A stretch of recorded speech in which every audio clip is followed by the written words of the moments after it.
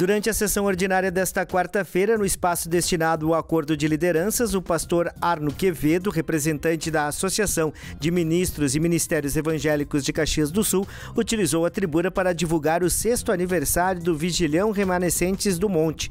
O evento será realizado no dia 16 de maio, a partir das 8 da noite, nos pavilhões da Festa da Uva.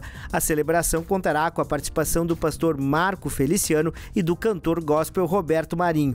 A entrada é gratuita e o estacionamento no local será oferecido por R$20. No espaço do Grande Expediente, o vereador Edio Eloy Frisso, do PSB, falou sobre a saúde, a importância de emendas parlamentares e também da tecnologia para aprimorar o atendimento nas unidades básicas de saúde. Vejo que nós já estamos usando quase 30% do nosso orçamento, de em torno de 3 bilhões de reais, específicos para a área da saúde, quando a legislação diz que o município deveria investir no mínimo 15%. Então, esses recursos têm que ser muito bem aplicados. Então, quando o prefeito fala da sua preocupação, principalmente a partir do momento que houve essa questão da marcação de consultas por telefone, que esse instrumento tem que ser bem utilizado. A pessoa que vai lá pedir uma consulta, ela, no mínimo, tem que dizer o seguinte: não posso ir. Então, outra pessoa vai poder usar, porque isso é recurso público que tem que ser usado com responsabilidade. O vereador Rafael Bueno também abordou as questões relacionadas ao atendimento na saúde pública municipal. Ele chamou atenção para o elevado número de faltas em consultas nas unidades básicas de saúde e defendeu o uso da tecnologia como forma de aprimorar o sistema. Entre as sugestões apresentadas, destacou a implementação de um aplicativo para agendamento de consultas e exames. Quando a gente fala sobre o prefeito que fez um vídeo, não, acho que o prefeito não quer ser tiktoker, não quer ser youtuber. Ele só quer comunicar à população dessa situação. 1.200 pessoas saltaram em 15 dias. Então, se for para os outros 15 dias, dá 2.500 pessoas. 3.000 pessoas. Uma média de 3.000 pessoas faltam por mês. Quantas pessoas deixam de ser atendidas? Quanto dinheiro a gente está botando no lixo? Mas as pessoas, e quando uma pessoa falta uma consulta no SES, falta uma consulta, por exemplo, com um psiquiatra, falta uma consulta com um psicólogo, cada pessoa que deixa de faltar, vereador Frisso, senhor que foi vice-prefeito, o médico recebe.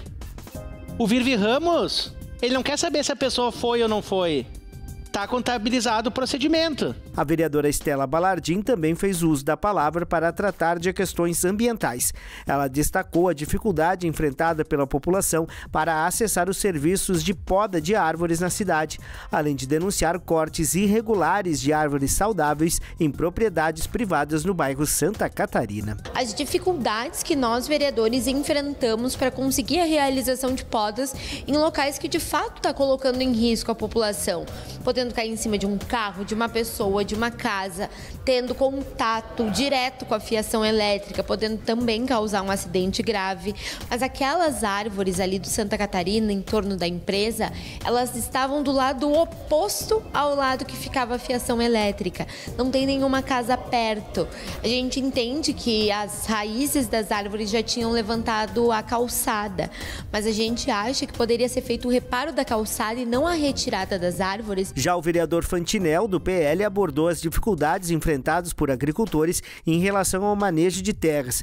Ele criticou a rigidez da legislação ambiental que, segundo ele, impede a retirada de árvores derrubadas por temporais em áreas rurais, mesmo quando isso compromete a produção e o uso do solo. A queda de 47 araucárias no vendaval, que atingiu a propriedade, o proprietário, buscando dar utilidade a tais exemplares, procurou a Secretaria Municipal do Meio Ambiente para legalmente ter autorizado o manejo das comentadas árvores.